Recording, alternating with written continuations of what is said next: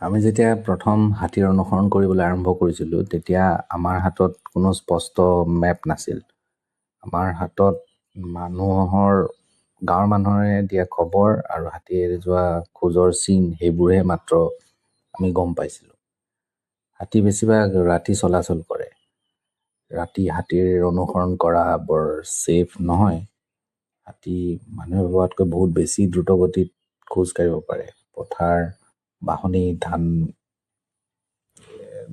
পানী ভৰা নলা, গাঁৱৰ কাষ, পিটনি, চাহ বাগান এই সকলো ঠাই সিহঁতে আন্ধাৰতে অনায়াসে নিজৰ ধৰণে পাৰ হৈ যায়, কিন্তু আমি নোৱাৰোঁ। সেইবাবে আমাৰ কাম সাধাৰণতে ৰাতিপুৱা আৰম্ভ হৈছিল। ধাননি পথাৰত হাতীৰ খোজবোৰ চিনি পোৱা তুলনামূলকভাৱে সহজ আছিল। মাটি কোমল আৰু বোকা থাকিলে খোজৰ চিন স্পষ্ট দেখা যায়। ডাঙৰ জাক পাৰ হ'লে ধানৰ পথাৰত এটা সম্পূৰ্ণ কাহিনী লিখা থাকে। ডাঙৰ ডাঙৰ খোজৰ চিন, ভঙা আলি, খাই পেলাই দমাই থোৱা ধান, গোবৰ আৰু কোনফালে গৈছে তাৰ দিশ স্পষ্টভাৱে দেখা যায়। কিন্তু হাতী চাহ বাগানত সোমালে সকলো সলনি হৈ যায়।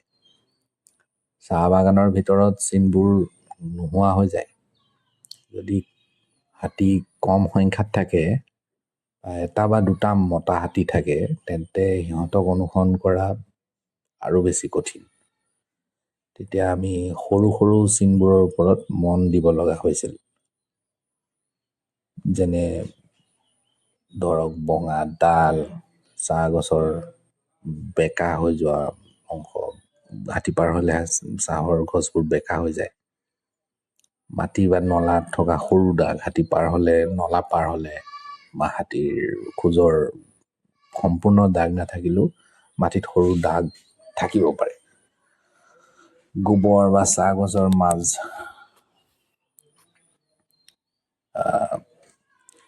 গছৰ মাজত থকা হোলাত বা সৰু পথবোৰ তন্ন তন্নকৈ চাব লগা হৈছিল। বহু সময়ত আমি বাগানৰ মানুহক সুধিছিলোঁ যে হাতীৰ কথা গম পায় নেকি, কিন্তু কেতিয়াবা তেওঁলোকে গমেই নাপাইছিল যে ৰাতি হাতী তেওঁলোকৰ লাইনৰ ওচৰেদি পাৰ হৈ গৈছে বুলি তেওঁলোকে গমেই নাপায়। ইয়াৰ পৰা মই এটা কথা শিকিছিলোঁ বা গম পাইছিলোঁ, যেতিয়া হাতীয়ে যদি চুপচাপ পাৰ হৈ যাব বিচাৰে, সিহঁতে খুব কোনো শব্দ নকৰাকৈ মনে মনে পাৰ হৈ যাব পাৰে। বহু মাহ ধৰি এনেকৈ হাতী অনুসৰণ কৰাৰ পাছত মই এটা পেটাৰ্ণ দেখিবলৈ আৰম্ভ কৰিছিলোঁ।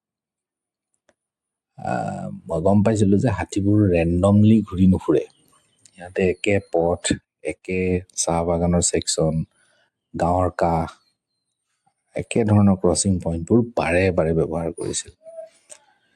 সেই সময়তে মই প্ৰথম হাতীৰ কৰিডৰৰ অৰ্থ বুজিবলৈ আৰম্ভ কৰিলোঁ। মোৰ বাবে কৰিডৰৰ কনচেপ্টটো প্ৰথমতে কোনো মেপ বা গভৰ্ণমেণ্ট ডকুমেণ্টৰ পৰা অহা নাছিল। কৰিডৰৰ কনচেপ্ট বা ধাৰণাটো আহিছিল হাতীৰ খোজৰ চিনৰ পৰা, বোকা মাটিৰ পৰা, ভঙা ডালৰ পৰা, গাঁৱৰ মানুহৰ কথাৰ পৰা আৰু হাতী চলাচল কৰা ৰাস্তাবোৰ দেখি।